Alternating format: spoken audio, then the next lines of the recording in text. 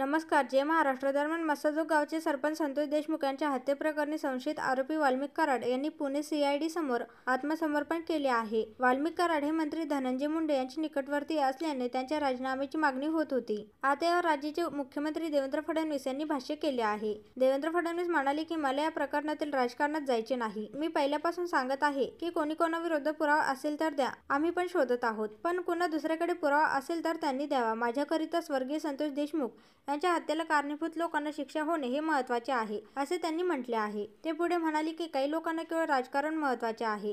त्यांचे राजकारण त्यांना लखलाभ असो. त्यांच्या राजकारणाने मला वाटत नाही की फार काही फायदा होईल. त्यामुळे मला कुठल्याही राजकीय वक्तव्यावर जायचं नाही. त्यांचं समर्थन करायचं नाही आणि विरोधही करायचा नाही. विरोधकांनी राजकारण करत राहावे. मात्र आमची भूमिका स्पष्ट आहे की संतोष देशमुख यांना न्याय मिळवून द्यायचा आणि तो आम्ही मिळवून देणार, असं देवेंद्र फडणवीस यांनी म्हटले आहे.